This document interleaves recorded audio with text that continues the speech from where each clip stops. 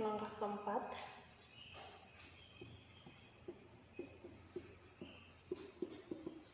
Yaitu adalah menentukan daerah keputusan.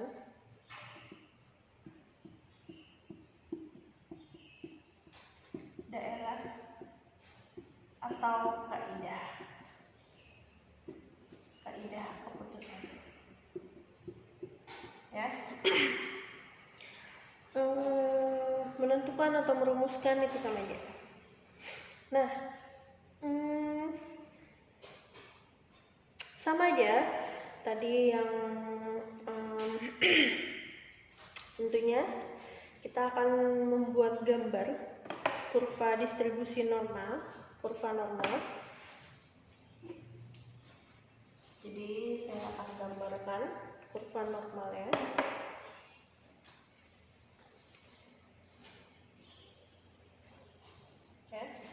Nah, sekarang saya jelaskan. Hampir sama, semuanya gambarnya kayak gini. Dan di sini biasanya adalah angkanya 0 sebagai patokan kita aja. Terus sekarang kita hanya harus bisa melihat itu soalnya itu apakah uji satu arah atau uji dua arah. Nah, itu kalian harus fokus. Dan dia taraf nyatanya apakah 1%, 5% atau 10%. Sekarang ini saya akan contohkan. Contohnya adalah kalian mau taraf 1, 5 atau 10? Oke. Saya kasih contohnya 5% saja dulu ya. Misalnya contohnya adalah taraf nyatanya 5%. Ketika taraf nyatanya 5%, sekarang itu dia uji satu arah atau dua arah? Kita contohnya adalah uji dua arah dulu. Oke.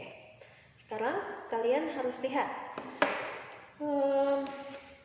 taraf nyatanya 5%, maka dan ujinya ada dua arah. Ketika ada dua arah atau dua sisi, maka di sini adalah dia akan masuk ke dalam. Kalian masih ingat pembagian daerahnya? Pembagian daerahnya apa saja? Oke. Di sini di daerah yang besar ini, sini adalah masuk ke daerah tidak menolak H0. Berarti ketika tidak menolak H0 berarti menerima H0, ya kan? Nah, lalu yang saya arsir ini, saya arsir warna hitam, itu adalah masuk ke dalam daerah menolak H0. Kalau menolak H0 berarti kita menerima H1 ya. Sama di sini juga saya tulis di sini daerah menolak H0 ya. Jadi daerah yang tidak diarsir ini adalah daerah tidak menolak H0. Dan daerah yang diarsir ini karena ujinya dua arah, berarti di kiri dan ada juga di kanan. Dia itu masuk ke dalam daerah menolak H0.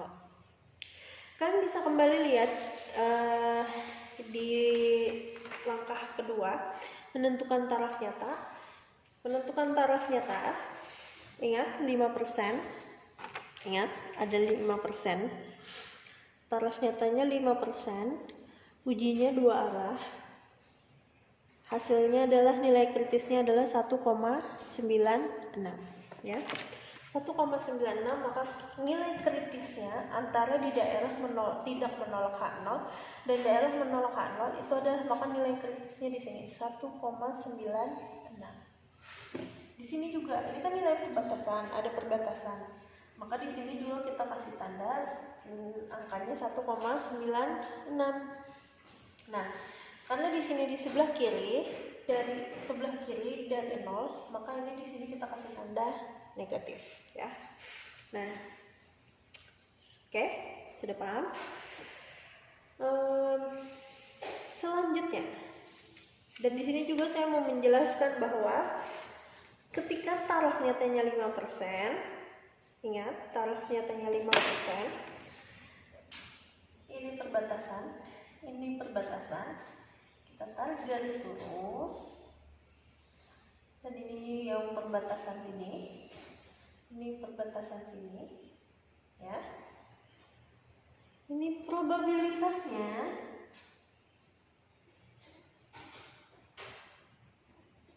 atau yang kalian tadi, atau tingkat keyakinannya yang C nya adalah kalau 5%, 100% dikurang 5% berarti adalah 95 atau 0,95, ya, probabilitasnya. Nah, sisanya tadi 5% itu kan kalian bagi 2 tadi waktu menentukan taraf nyata. Maka di sini 0,05 dibagi 2, maka akan didapat di sini 0,025, di sini 0,025. Jadi itu maksudnya. Jadi kenapa kalian harus membagi 2 si taraf nyata ini ketika dia uji 2 arah? Karena kurva di bawah kurva normal, nilai angka di bawah kurva normal ini kan kurva normal, nilai di bawahnya ini adalah sama dengan 1. Sama dengan 1, yaitu jadi kalau kita jumlahkan tadi 0,025 ditambah 0,95 ditambah 0,025 akan didapat sama dengan 100% atau sama dengan 1, ya, itu maksudnya. Nah, sekarang ini udah dibuat gambarnya kayak gini, daerah keputusan, dan kalian harus ingat ketika kalian menguji di langkah ketiga di uji statistik, itu kalian ingatkan bahwa di dalam tahap ketiga atau uji statistik itu kalian akan mencari Z-nya. Nah, misalnya saya kasih contoh, nilai Z-nya adalah 2,5 misalnya. Ternyata pas uji statistik nilai Z-nya adalah 2,5. Berarti 2,5 ada di mana? 2,5 ada di sebelah kanan karena nilainya positif. Lalu 2,5 lebih besar dari 1,96 kan? Maka letaknya adalah sekitar sini. 2,5. Nah, 2,5. Oke. Nah, 2,5 ini hasil dari nilai Z. Ini jadi kalau untuk di langkah keempat tuh kalian cukup nulis aja di sini. Dia di 2,5. Ada di daerah menolak H0. Itu contoh dulu. Ini dulu di langkah keempat. Nanti terjemahan atau penjelasan dari 2,5 ini nanti saya akan jelaskan lebih lanjut di langkah ke-5, ya. Ini adalah contoh kalau misalnya taraf nyatanya 5%, ya, dan juga ujinya 2 arah. Nah, oke. Sekarang bagaimana kalau misalnya ujinya 1 arah? Nah, sebenarnya kalian bisa melihat dari yang gambar saya buat, tetapi saya akan menjelaskan juga. Kalau misalnya dia ujinya 1 arah, oke. Sekarang bagaimana kalau misalnya taraf nyatanya 5% dan ujinya adalah uji 1 arah? Ini saya kasih contoh ketika uji 1 arahnya. Masih ingat bahwa misalnya tadi hipotesis nolnya adalah mu-nya sama dengan 0,5% misalnya. Ya? Oh, salah. Maaf. Lebih dari saya ulangi lagi. Mu satunya adalah kurang dari 0,5% misalnya. H1-nya mu-nya adalah mu satunya, maka mu satunya adalah lebih dari 0,5%. Nah, kalian harus ingat bahwa tanda yang di H1 ini akan menentukan letak sisi di mana kalian meletakkan daerah penolakan H0. Itu harus kalian lihat di H1-nya ini, di hipotesis alternatif. Lambang hipotesis alternatifnya ini tandanya lebih dari atau kurang dari. Kalau misalnya kurang dari atau kalau misalnya tandanya lebih dari, maka daerah penolakan H0-nya ada di sebelah kanan karena tandanya lebih besar. Berarti dia tandanya lebih positif, dan juga berarti karena lebih besar berarti sebelah kanan, ya. Maka daerah penolakan H0-nya ada di sisi yang sebelah kanan. Kalau misalnya dia sebelah kiri, maka yang diarsir adalah sebelah sini. Di situnya kosong. Di sini, maka daerah menolak H0-nya ada di sebelah sini tadi, ya. Kalau tanda H1-nya adalah kurang dari. Oke? Sekarang saya akan menjelaskan ini. Nah, bagaimana kalau misalnya dia adalah uji satu arah dan tadi H1-nya tandanya adalah lebih besar, maka daerah menolak H0-nya ada di sebelah kanan. Nah, lalu taraf nyatanya tadi berapa? 5%. Ya. Jadi daerah yang lebih besar ini adalah daerah tidak menolak H0 atau menerima H0. Yang ini daerah yang diarsir ini dan lebih kecil, ini adalah daerah menolak H0. Lalu kalian kembali lagi ke langkah kedua. Ingat, taraf nyatanya 5%. Ujinya satu arah. Nilai kritisnya adalah 1,64. Maka di sini kita tulis nilai kritisnya. Ini kan garisnya di garis kritis ya. Maka di sini 1,64. Oke? Nah, tapi kalau misalnya dia di sebelah sini, kalian tinggal tulis juga 1,64, tapi dikasih tanda negatif. Ya, kalau di sisi sebelah kiri. Nah, untuk nilai kritisnya sudah kalian lihat di langkah kedua di taraf nyata. Lalu saya ingin menjelaskan di sini batasannya ini. Ingat, taraf nyatanya 5%, probabilitasnya atau 0,05.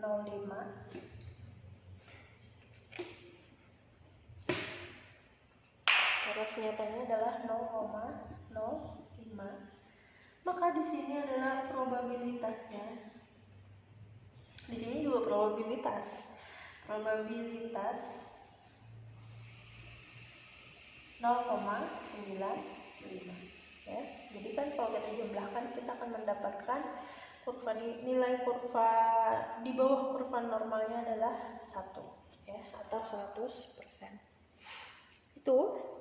Nah, sekarang ketika nilai di langkah ketiga atau di uji statistik itu adalah nilainya misalnya 0,65, maka nilainya adalah di sini kan, berarti menunjukkan ada di sebelah sini 0,65, berarti ada di daerah sini tadi 0,65. Ini nilai dari langkah ketiga, nilai dari uji statistik, ya. Jadi itu kita dapatkan dari langkah ketiga, nilai uji statistik. Nah, sekarang ini cuma meletakkan aja di dalam langkah keempat ini atau membuat kaidah keputusan. Makanya di sini banyak yang harus dijelaskan supaya nanti ketika kalian membuat pernyataan atau membuat kesimpulan di langkah kelima itu kalian tidak menemukan kesulitan karena kalian hanya tinggal membaca daerah keputusan ini saja. Nah, sekarang kita akan masuk ke langkah yang kelima, yaitu tahap terakhir dari pengujian hipotesis sampel besar ini, ya. Oke. Untuk yang langkah keempat itu tadi kan saya harap kalian sudah paham. Caranya juga tidak berbeda untuk menentukan jika taraf nyatanya 1% atau taraf nyatanya 10%, itu sama saja. Yang penting kalian harus teliti lagi angka-angka di nilai kritisnya. Lalu apakah ujinya 2 arah atau 1 arah. Itu saja yang saya harap kalian bisa lebih teliti lagi di dalam membuat yang taraf nyata tadi. Oke, sedikit saya gambarkan kecil supaya kita bisa sama-sama membuat kesimpulan, ya. Kesimpulannya tadi, kesimpulannya yang 2 arah tadi dulu ya. Oke. Tadi yang 5% kan berarti di sini 1,96, di sini negatif 1,96. Terus tadi nilai Z-nya adalah 2,5 ya kan? 2,5. Berarti dia ada di daerah menolak H0. Oke. Jangan lupa di sini juga ditulis daerah tidak menolak H0. Tidak berwarna-warni. Oke, karena di sini kita akan fokus pada pengambilan keputusan ya. Jadi misalnya nilai Z-nya, maka di dalam pengambilan langkah kelima ini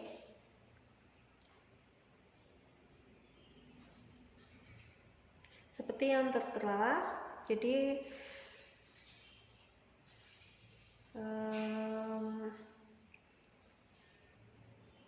nah, kita bisa melihat bahwa angka 2,5 itu ada di daerah menolak H0. Maka saya tinggal menyebutkan. Jadi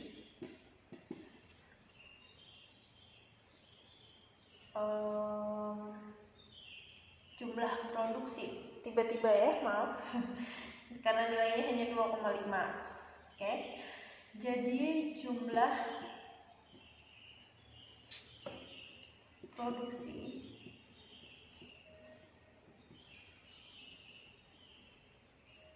kalau uji 2 arah kan dia sama dengan ya. Nah, jadi jumlah produksi TV di perusahaan PT LE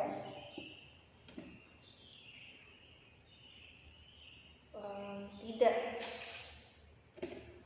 sebesar, kan kalau tadi kalau di catatan saya di langkah 1 itu kan hipotesisnya adalah 10,5%. Nanti saya buatkan yang ojol tadi juga. Oke. Jadi jumlah produksi TV di perusahaan PT LE, ingat daerah tadi H0-nya, kalau di contoh yang di langkah 1 di kertas, ingat ya di kertas, itu adalah mu-nya sama dengan 10,5%. H1-nya adalah tidak sama dengan 10,5%. Jadi jumlah produksi hasilnya 2,5, uji statistiknya ada di daerah menolak H0. Berarti H0-nya ditolak, berarti kita akan menerima H1. Jadi jumlah TV di perusahaan PT LE adalah tidak sama dengan 10,5%,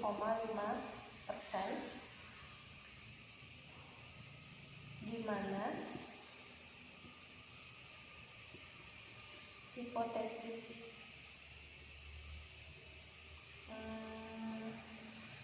maaf bukan kayak gini. Saya ralat lagi.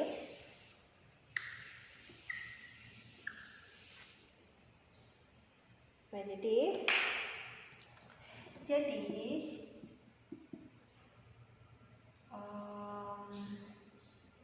nilai uji statistik berada, ini dulu kita jelaskan dulu, berada di daerah menolak H0 atau menerima H1. Artinya, nah ini baru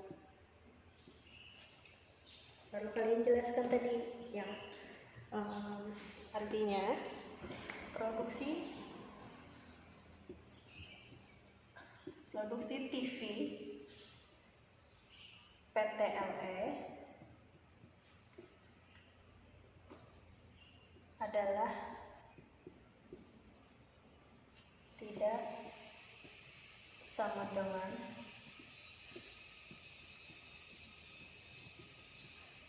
10,5%. Pokoknya kalian ikutin pernyataan yang di atas aja, pernyataan di soal. Jadi kalian buat kesimpulan juga. Adalah tidak sama dengan 10,5% atau kemungkinan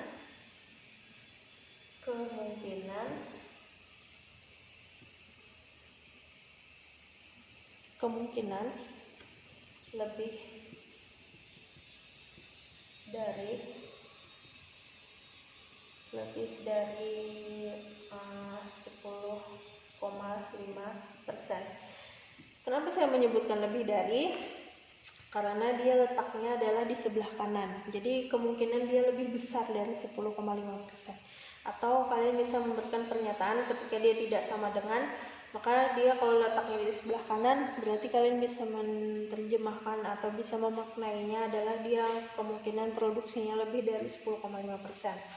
Tetapi ketika dia di sebelah kiri, berada di daerah sebelah kiri, maka kemungkinan dia adalah kurang dari 10,5%. Itu adalah salah satu contoh membuat kesimpulan dalam menerjemahkan dari uji hipotesis ini. Ini adalah langkah terakhir, yaitu kalian akan membuat kesimpulan atau mengambil keputusan dari kaidah keputusan yang tadi kalian buat di langkah keempat. Di mana letak uji Z-nya, di mana, jadi kalian kasih tahu daerahnya di mana, di daerah menolak H0 atau menerima H1. Artinya produksi TV menerima H1 berarti dia tidak sama dengan 10,5%, maka atau kemungkinan lebih dari 10,5%. Oke, itu saja.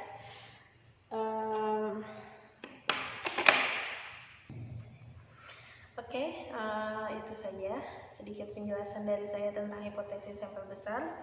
Mudah-mudahan kalian bisa mengerti dan bertambah pemahaman kalian berdasarkan dari penjelasan yang catatan, slide, dan juga sedikit penjelasan saya di papan tulis. Maaf seadanya saja yang bisa saya jelaskan, dan juga papan tulisnya kecil, tetapi mudah-mudahan ini bisa membantu kalian lebih memahami lagi ya. Insya Allah kita akan ketemu lagi di pembahasan atau topik yang berbeda di kedepannya. Kalau misalnya ada saran tentang bagaimana cara pengajaran kita ini, silahkan kirim komen saja di Google Classroom. Oke, terima kasih. Assalamualaikum warahmatullahi wabarakatuh.